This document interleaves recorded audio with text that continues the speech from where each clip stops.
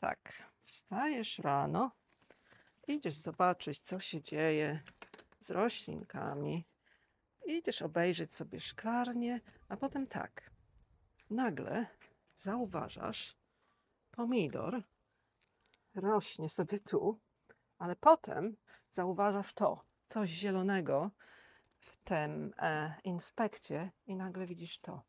O matko, zobaczcie, hodujesz pomidory, przepraszam, posunę te wiadro.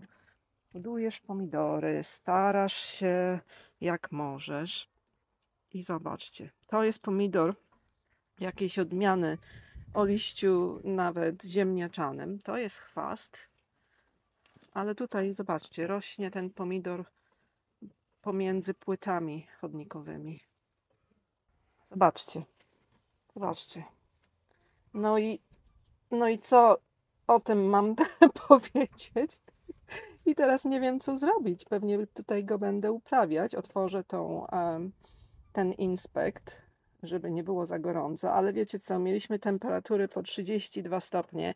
Inspekt był zamknięty. I ten pomidor jest niepoparzony. Nic się z nim nie dzieje. Żadnych nie ma niedoborów magnezu czy innych.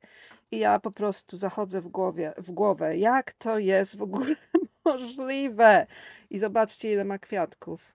Ciekawe, co to jest za pomidor, bo liść ziemniaczany, może to będzie jakiś brandywine albo hercegowak, bo innych ziemniaczanych chyba nie miałam. W zeszłym roku miałam Giant Belgium o liściu ziemniaczanym także, ale skąd się tu wziął, to nie mam zielonego pojęcia. A w ogóle to chciałam Wam pokazać tą bazylię. To jest bazylia sałatolistna, taka fioletowa. Mi się bardzo podoba, jest bardzo dekoracyjna, no ale będę musiała ją zebrać. Widzicie, tutaj się już robią odgałęzienia. A tutaj mam też bazylię cytrynową i cynamonową. Też muszę poobrywać czubki. Ta jest bardzo pyszna na herbatkę.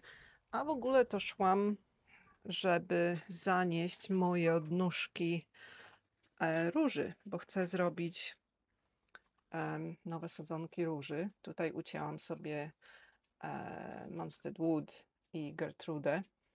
Nie, tu jest Munstead Wood, a tu jest Gertrude Jekyll. Tutaj muszę dzisiaj rano poprzesadzać te brokuły gałązkowe. To jest gomfrina, którą pewnie muszę posadzić na działce.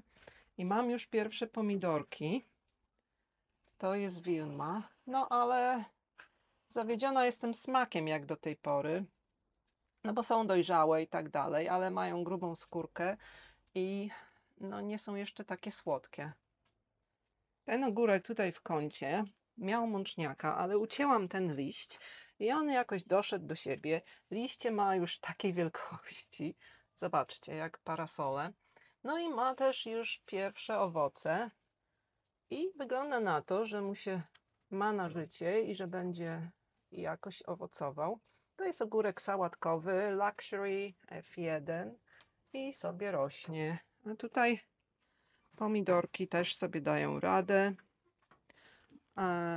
Tutaj mamy Marina Sprays, całe wielkie grono.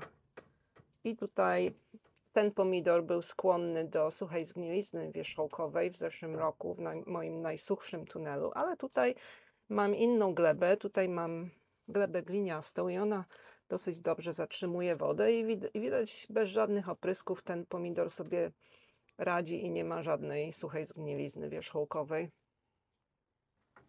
I mój Dwarf Sunkissed Peach. O, ten ma suchą zgniliznę wierzchołkową. No tak, tego nawet nie widziałam wcześniej, ale widocznie jest skłonny do tego. Muszę go więcej podlewać. No, 2 owoce. Kurczę. A magiczna tęcza Sofii na tym wielkim gronie zawiązała już 3 pomidorki. Tutaj jest jeden. Tak jest. Tam jest drugi. Tu jest drugi, trzeci. Następne grona idą też. Rusted Soul. też ma piękne grono zawiązane. Tu jest całkiem sporo pomidorków. I tutaj wiążą się następne grona. Tutaj, tutaj. Sporo pomidorków. A tutaj na tym Dwarf Sunkissed Peach jest grono, które nie jest porażone suchą zgnilizną wierzchołkową i to zawsze tak jest. Nie wszystkie pomidory i tylko na początku, a potem to wszystko przechodzi i już następne wyższe pomidory są ok. Ale w związku z tym, że ma taki objaw, to co robię w pierwszym momencie, no to staram się mu dać więcej wody, no bo jeżeli ma suchą zgniliznę wierzchołkową, to po prostu nie pobiera wapnia z podłoża, który tam jest, z powodu braku wody. Po dłuższym zastanowieniu się myślę, że to jest Grinch, bo zobaczcie jak on rośnie. On rośnie jak pomidor karłowy, ma krótkie międzywęźla, on ma pędy boczne, ale takie malutkie i kwiatki wyglądają jak koktajlówka, a Grinch to jest właśnie zielona koktajlówka pomidorek karłowy i on tutaj w zeszłym roku rósł w pojemniku w okolicy właśnie tego inspektu i pewnie jeden tu wleciał i sobie wykiełkował i rośnie. Także bardzo dobrze, że to nie jest pomidor wysoki, bo nie wiem, co bym z nim zrobiła, ale Grinch może sobie tutaj rosnąć. I dlatego, ze względu na ten pomidor, który się sam wysiał, dlatego się mówi, że pomidory to chwasty. Nie jest to do końca prawda, ale no widzicie, może rosnąć zupełnie tak jak chwast. Biorę się za te moje róże. O tej porze roku w ogóle nawet ciężko jest pomoczyć podłoże, dlatego je tu podlewam, dodaję wody do mojego podłoża i będę próbowała to wszystko wymieszać, żeby po prostu je zwilżyć, zanim cokolwiek zacznę robić. Ale pokażę Wam. Ja nie jestem ekspertem od róż, ale oglądałam fajny instruktaż Floret Farm, jak ciąć, które uciąć i tak dalej. I ucięłam sobie kilka. To jest na przykład Gertrude Jekyll. I właśnie Erin z Floret Farm, ona poleca, żeby brać pędy, które albo kwitną, albo przekwitły. Nie te młode pędy, tylko właśnie takie.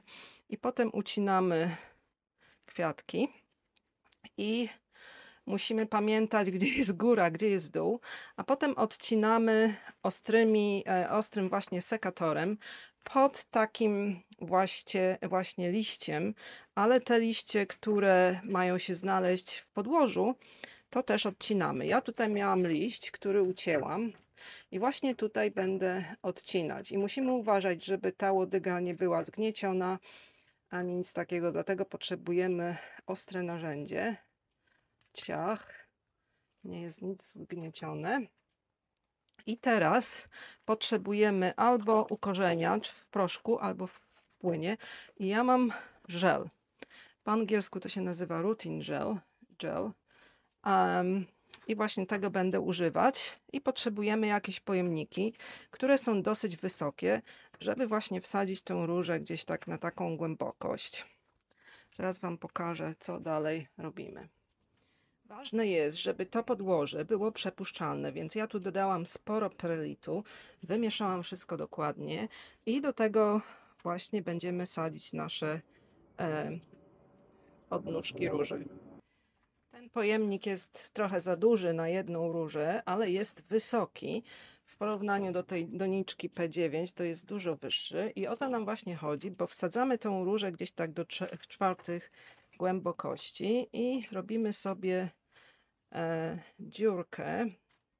Najpierw mierzymy, gdzie to będzie to 3/4, gdzieś tak tyle. Trzymamy to palcami i potem wkładamy na właśnie taką głębokość. Bo jeżeli zaczniemy wtykać różę, to cały ten ukorzeniacz nam się zetrze, a tak mamy przygotowaną dziurkę, żeby tą różę wetknąć. Tak wygląda ukorzeniacz w żelu i teraz nie wiem, czy mogę wetknąć tą całą gałązkę tutaj, czy nie. No dobra, spróbujemy. I właśnie, jeśli mamy ukorzeniacz w proszku, to najlepiej go odsypać do jakiegoś innego pojemnika. Jeśli mamy ukorzeniacz w płynie, to wtedy go rozcieńczamy, a ten w żelu, nie wiem, wezmę sobie łyżeczką i wezmę sobie do jakiegoś pojemnika, żeby po prostu nie zanieczyścić tego żelu. Tak na wszelki wypadek i spróbuję obsmarować to właśnie dookoła tej róży. Tutaj mamy już ucięty też drugi listek, żeby po prostu na tą 3/4 głębokości sobie weszła. No i tutaj po prostu moczymy. To zawiera hormony, które właśnie spowodują wzrost korzenia w tym takim węźle liściowym i potem wkładamy do naszej przygotowanej dziurki, aż poczujemy opór. Gdzieś tak. I teraz tutaj troszkę zamykamy tą dziurkę i teraz jest właśnie taki moment, kiedy wszystkie te nasze zabiegi mogą nas zawieść, bo musimy trzymać tą różę cały czas wilgotną przez jakieś 6 do 8 tygodni, a to będzie bardzo trudne. Ona buduje, to znaczy Erin z kanału Floret Flower Farm, ona buduje taki specjalny namiot z takimi właśnie zwilżaczami, które robią taką mgiełkę, a normalnie to trzeba to po prostu przykryć jakimś plastikiem, żeby zatrzymać wilgotność, i co jakiś czas po prostu spryskiwać wodą. Ja jeszcze nie mam koncepcji, ale pokażę Wam, co wymyśliłam. Wymyśliłam coś takiego. Zobaczcie. No, o to w tym wszystkim chodzi, żeby zatrzymać wilgoć. I ja mam te pudełka, których używałam do trzymania moich rozsad pomidorów i papryk. To górne pudełko ma dziurki w ścianie, czyli całkiem się ta róża tutaj nie zakisi. No i co jakiś czas będę przychodzić i spryskiwać. I sobie właśnie może tutaj gdzieś w cieniu poustawiam te róże na podłodze.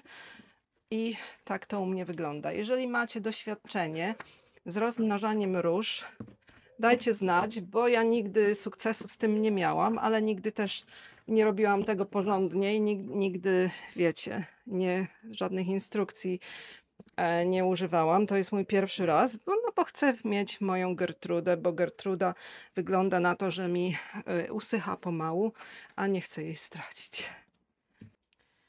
Tutaj już mam 6 sadzonek mojej Gertrude Jekyll i stwierdziłam, że najlepszym pojemnikiem do tego celu będą te kubeczki, które używałam do moich pomidorów, bo są wysokie i są troszkę węższe niż ta duża doniczka. No i zobaczymy. Pewnie coś źle zrobiłam, pewnie nic z tego nie wyjdzie, ale przynajmniej próbuję.